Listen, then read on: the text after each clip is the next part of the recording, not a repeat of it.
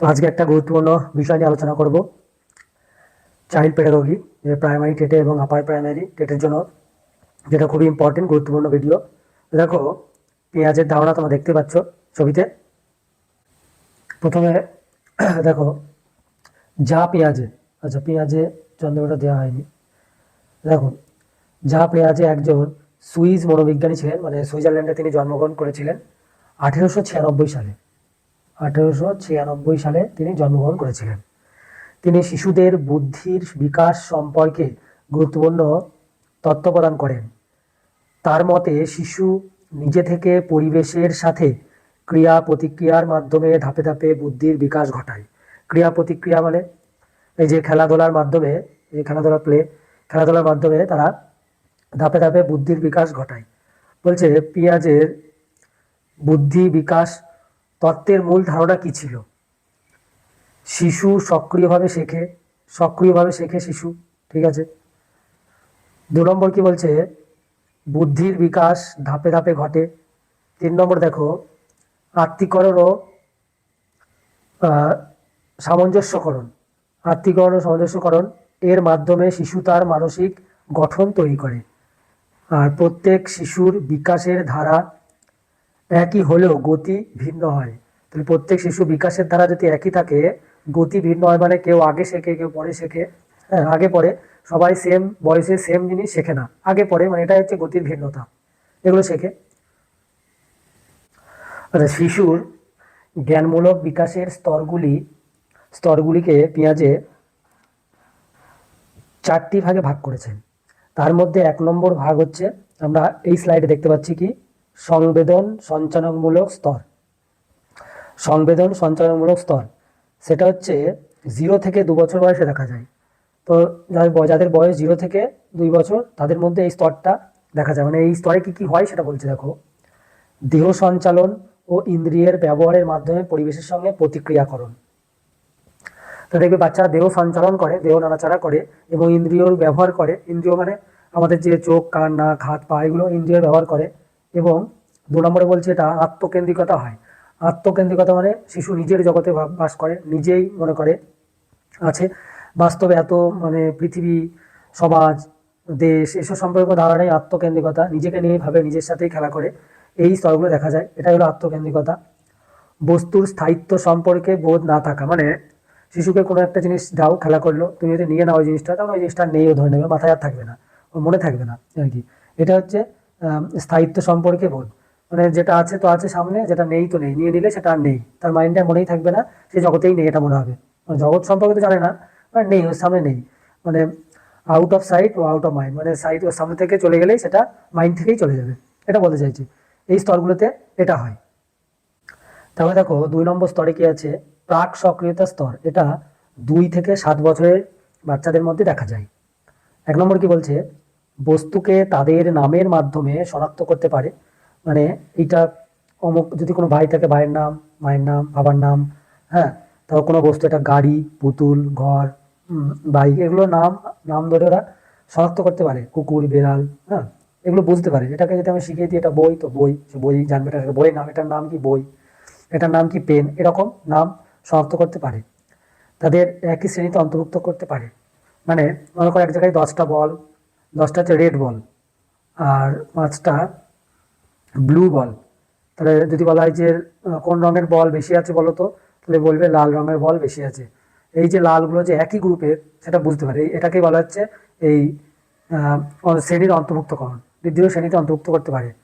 তারপর সর্বপ্রাণবাদ। প্রাণবাদ মানে সব জিনিসের মধ্যে প্রাণ আছে। মনে করে একটা বস্তু, একটা গাড়ি চলছে, তার মধ্যে মনে করে প্রাণ আছে। বইয়ের মধ্যে মনে করে প্রাণ আছে। আর প্রাণীদের মধ্যে প্রাণ আছে। মানে সবকিছুর মধ্যে একটা প্রাণ বাস করে মনে করে। প্রাণবাদ ছাড়াও কি আছে? কৃত্রিমতা।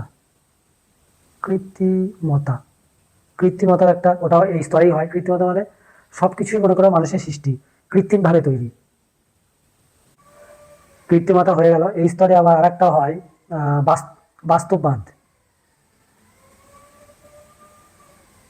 বাস্তববাদ এই স্তরে দেখা যায়, মানে সবকিছু যে বাস্তবে, এই যে ব্রহ্মাণ্ড, পৃথিবী, গোল, সূর্য চলছে, এগুলো আস্তে আস্তে বিশ্বাস করতে শুরু করে, জানতে শুরু করে।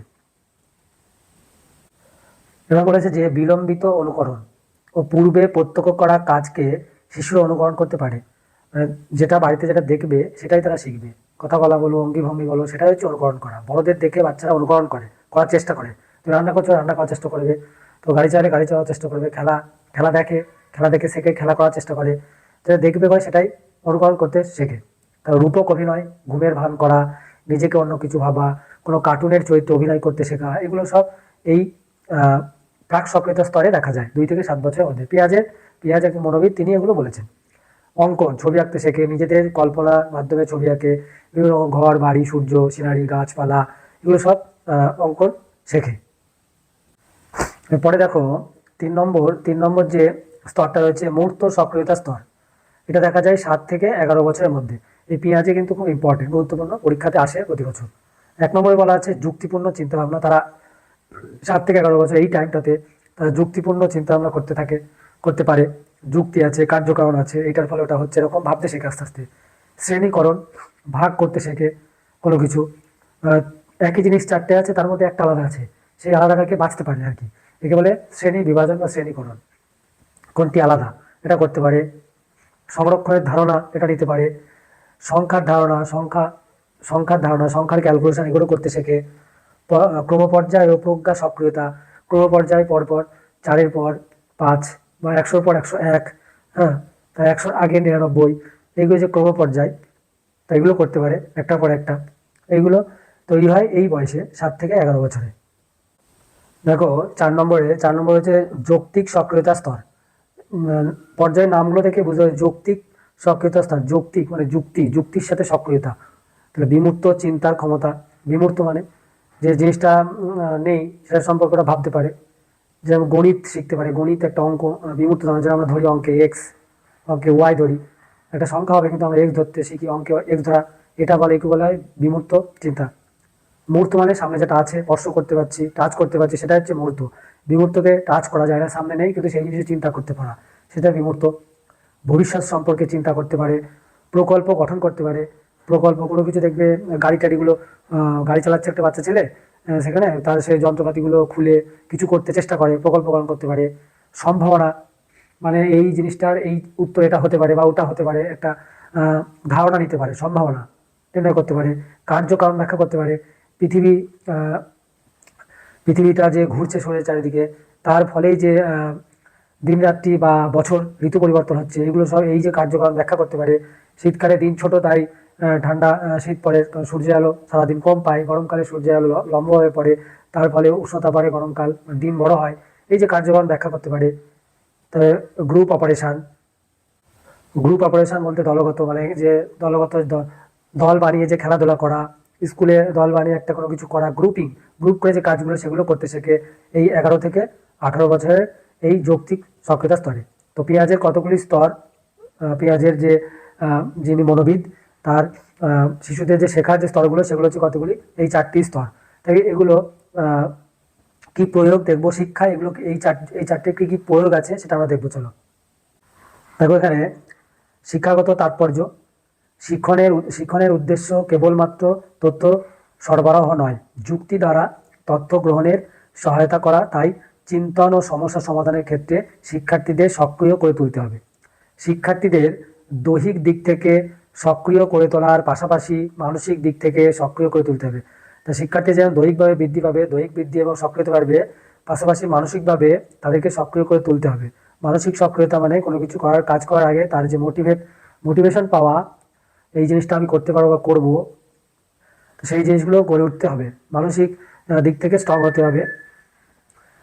জীবন বিকাশের স্তরের সঙ্গে সামঞ্জস্য রেখে পাঠ্যক্রম নির্বাচন করতে হবে।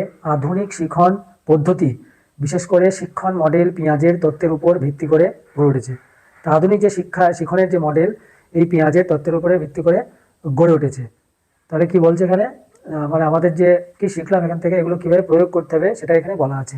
তাহলে শুধুমাত্র দৈহিকভাবে বাড়ার বৃদ্ধি এবং মানসিক দিক থেকে সক্রিয় মানে বিকাশটাও তোমরা জানো। বিকাশটাও আগের ক্লাসে আমরা করেছি। বিকাশ কি? বিকাশ মানে বৃদ্ধি তো হবেই, তার সাথে সাথে মানসিক, দৈহিক, প্রাক্ষবিক, হ্যাঁ, এই সবগুলো উন্নতি ঘটবে, সেটা হচ্ছে বিকাশ। এগুলো দরকার।